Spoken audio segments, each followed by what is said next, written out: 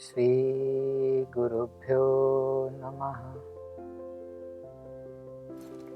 Welcome everyone in today's conversation, and I hope you all are healthy and in a proper state. And so before beginning today's conversation with the verses that we would study, I want to tilt your mind towards what what the conversation was going in the previous day. And the main topic that arrived that day was we should start appreciating people, accepting people with whatever way they are. And that is the first step in helping them, in transforming them. Because whenever you want to transform anyone, whenever you want to bring someone in a real good state that you think it is, first of all, you should accept that person like a mother.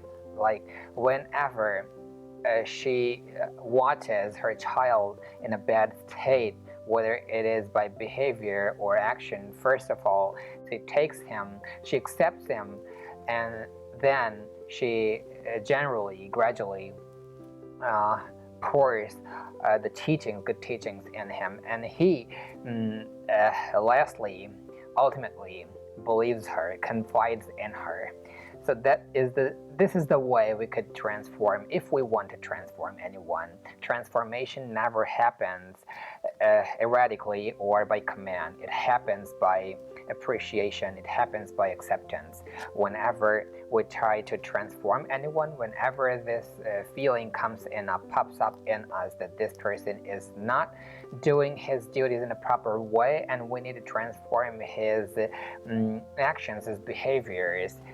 So the first step that we should take is accept that person the way he is, and then give him good knowledge, good emotions, and then gradually transform him. So this was the conclusion of yesterday's conversation. And today, in the next verse, as we move forward, we see that now Sri Rama is moving from that forest to another forest because he has known that the relatives of his his family members, all the people, the kingdom has understood, has gained the knowledge of the place where he is living. So now that place is not worth living, especially when he is spending his exile years in forest, because exile only means to live lonely, to live a lone life. And just 3 of them would live that life in forest. And when everyone from the kingdom now and then is coming to that place and disrupting their life of austerity, their life of penance, that cannot go well. So that life cannot be lived well if people always start visiting to them. So keeping that thing in mind, now the 3 of them are moving from that forest, from that well-settled place to another forest. And here is the verse that's saying about that, and it says, Gate tu bharate shriman satya sandho jitendriyaha ramastu punaralakshya nagarasya janakasya cha tatra agamanam ekagro dandakan praviveshaha. So after Sri Bharata has gone from the forest from Sri Rama, and he has gone into the kingdom and is ruling the kingdom. So now Sri Rama is moving from that place to another place, and here are some of the qualities that the sage is giving for Sri Bharata. And the first one, he says he is Shriman. And in Sanskrit terminology, this word Shri means 2 things. One is the Shri. It usually means prosperity. So whenever we speak about this particular word in spirituality, especially in Sanskrit literatures, in Vedic literatures, it refers to 2 things, 2 types of prosperity. The first one is well known to everyone. The prosperity of money, the prosperity of wealth, having good wealth, having a prosperous life. This is the prosperity from outside. And there is one more prosperity that many of the people There is a scarcity of this prosperity in many people, and that is the prosperity of insight. And what is it? The quality of love, the quality of peace, the quality of purity, the quality of character, the quality of brotherhood, and the quality of gratitude. So these are the qualities which make us prosperous from inside. And one thing I tell you, that people do everything in this outside world to gain happiness. Whatever any person is doing in this world, the ultimate purpose of doing anything is to gain happiness. Whatever he is doing some job or business or some sort of another work. Some people would say, I do it to raise my family. And what does that person get ultimately after he is becoming sufficient in raising his family? He's getting self-contentment, he's getting pleasure, he's gaining happiness through that work, through raising his family, when he sees his children, his kids, his entire family in a good state. So whatever any person does, it ultimately results in his contentment, in his pleasure. And when I speak about gaining self-contentment, there is no work in this universe that could give you more pleasure, more contentment, more happiness than practicing the laws of purity, practicing self-contentment, practicing a good character life. Because our heart loves, the basic nature of a human being is to remain pure. And when we are doing any work, remaining cloaked with this feeling of purity, then whatever we do, it gives us a super enjoyment. And any person could experience this feeling by practicing, by developing this, by embroiling his life with these feelings. And whenever a person does this, he becomes a real prosperous person that Sri Bharata has been described as the word Shriman.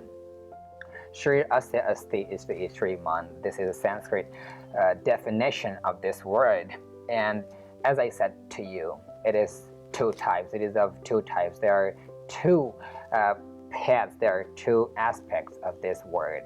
One is the prosperity of outside, and the other is the prosperity of ourselves that we are. And the second prosperity can be gained by everyone.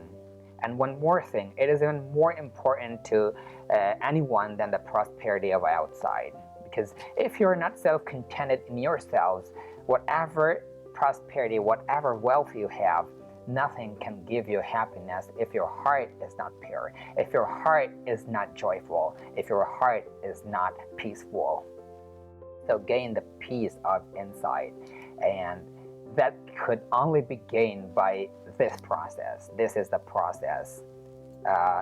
Hearing good words, learning good words and works as well, and assimilating those qualities in your life and making your life worth living for yourself and for the entire race around you, including everyone, your family members, everyone. So this is the real shape of life. This is the real form of life that these qualities of these great men are teaching us. Next, the sage says he is Satyasandho. He is always in the search of truth. True words, I mean true life, true purpose of life. What is the true purpose of life? Sri Bharata is always vigilant about that. And while discussing this thing, what is the truth of life? And the next word, it is eloquently described by the sage by the word Jitendriya, the one who has total command on his organs. There cannot be a real translation of this word into English. I mean, Jitendriya, who has the person who has total command on his organs, be it sensitive organs or insensitive organs, whatever they are, total command on eyes, total command on ears, on voice, on everything, that he would not say anything odd, anything abusive to anyone. This is the command on voice. We should not hear anything that is opposing the nature of human. So this is the command on our ears, and we should not watch anything through our eyes that disrupt our humanity, that somewhere obliterate our humane nature. So this is the command on sight. And gaining command on all these organs, is called Jitendriya, what is described in the scripture for Bharata. So this is the great, I think, gaining command on yourself is the greatest work on this planet. Everything you can do, you can achieve everything easily, more easily than this one. That's why people say that I ruled many people. Rulers of countries, rulers of the world say this, that I ruled everything, but I failed to rule myself. And that is the greatest remorse of life when it nears death. So gaining control of yourself is the greatest work, and the most hard work is the hardest work of life. But it's not impossible. It's near to impossible, but it is not impossible. It can be gained, because all these good qualities, all these great qualities are created only for human beings. And if they were impregnable, unachievable, they wouldn't have been meant for human beings. So we are the people that could gain them, that could achieve them. So through hard work, through valor, through persistence, and not caring for how many times you fall down. Because no one counts how many times you fall down. Everyone watches your victory. And the more times you fall down, you should think that I am more stubborn. I'm so much hard. I'm so much anxious and worried about my victory on this thing, on the upliftment of my nature. It's not only the upliftment of your nature, it's the purpose of your life. And when you do this, you become the real victorious person. That is the victory of yourself. And this, the control of your mind, is the greatest thing, is the greatest test, what I was saying you. And this was the thing, when we take a glimpse of our ancient culture, of what India was like, what is the real nature and real look of India, of this great Aryavarta, which we said in earlier times, in old times.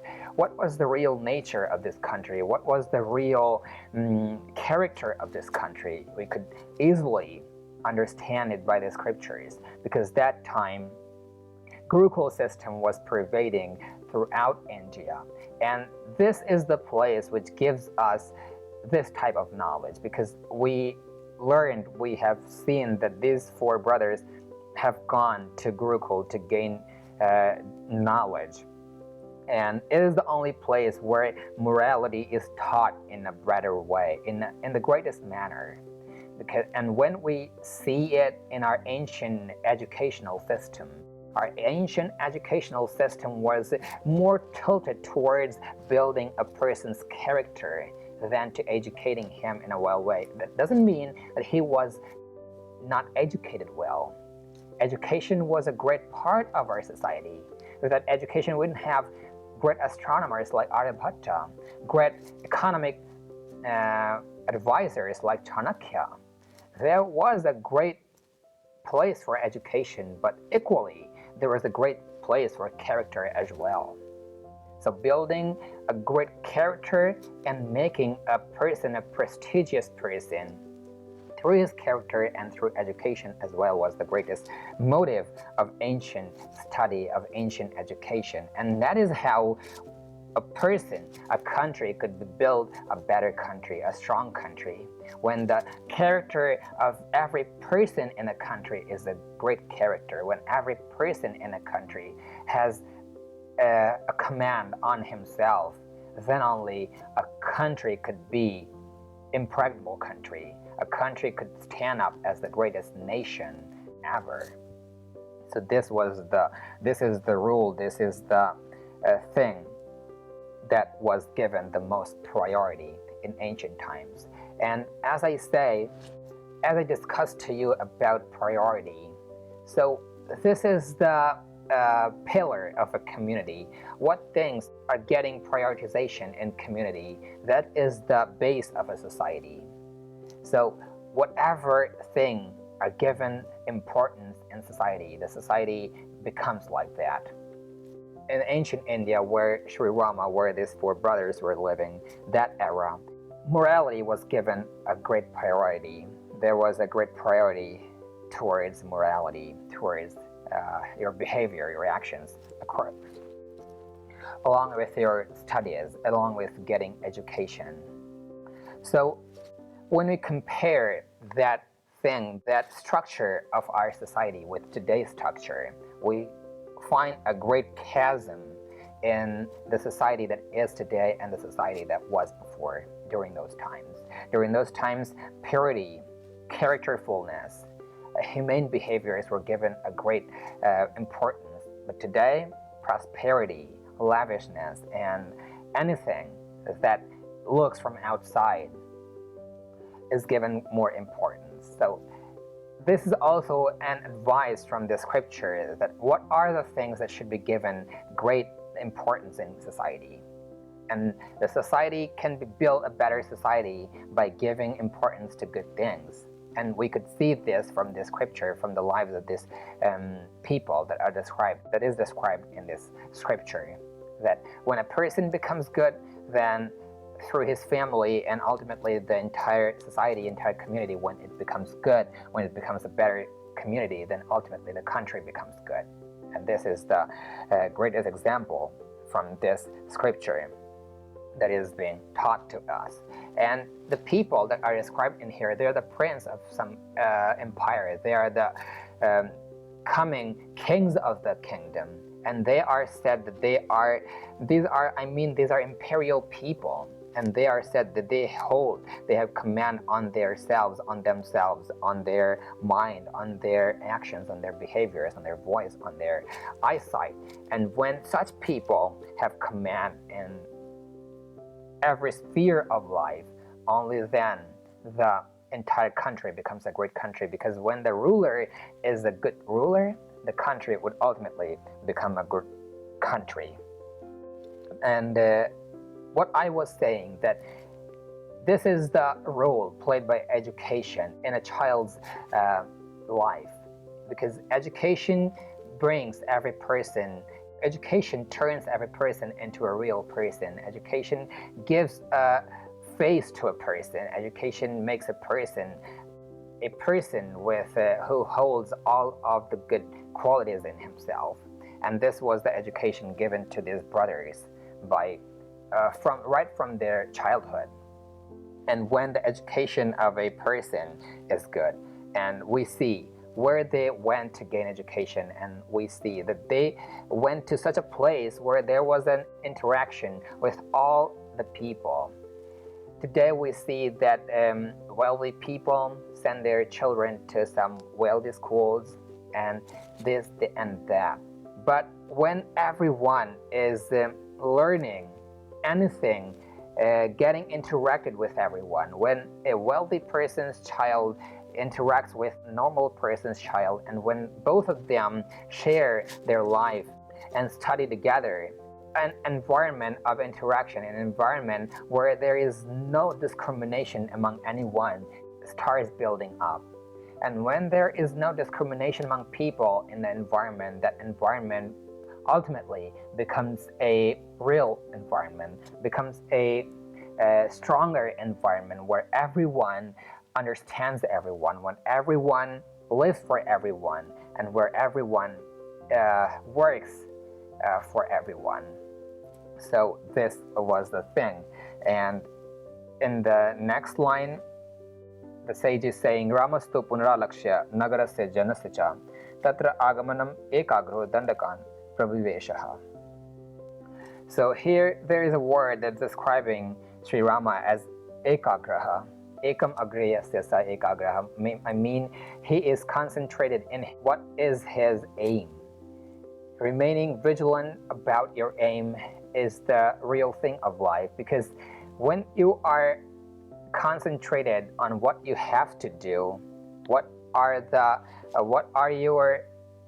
is the work of yours, what are the accountabilities of yours, when you are completely responsible to them, when you are deeply concentrated towards them, you would always live a stable life. You would always live a good life without any distortions in it.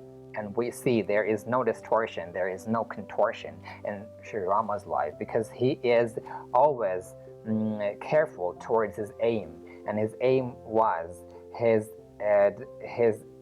purpose was to demolish cruelty and malevolent forces on this earth, to demolish demons on this earth, and again, and build a great empire, and build an empire that has purity in it. And here it is said that he is concentrated. So no people from the kingdom could come up and disturb his concentration. So that's why the three of them moved to another forest. And here we see that concentration towards your work is the great thing in life, is the one thing that you should always be vigilant on. And we see this from these great people's life. And it is the only thing that makes our life suitable to live. Because without any aim, without having concentration on any aim, your life shatters. Your life becomes clouded with depression and all these bad things. But when you have a real aim in life and you are completely working over that, then your life becomes creative. And this is the one thing, this is creativity that soothes our heart, that gladdens our heart. And when our heart is happy, is full of pleasure, then whatever we do in life gives us happiness. And this is the real purpose of life, right? From there we had started that the real part of life, the real purpose of life is remaining happy. And whatever we do, it's only because we want happiness from them. So it is our job, it is our accountability that we see that whether this work is gonna give me happiness or not. And what is the way to understand this? Is this work anyway harming anyone or not? If it's not harming anyone, if it is totally pure work, if I could describe this work to anyone, that means it is a good work, and you should always endeavor in doing that work. And through that work, you'll gain happiness in your life, and also your life will start scattering happiness into many other lives as well. And this is the real purpose of life, or this is the purpose that these great men serve in their life, and also inspire us every day to live the same way as they lived. So we should live this way, and we should work this way, and we should turn the world into a better place that these great men turn into. This is our responsibility, and this is our job as well. Thank you.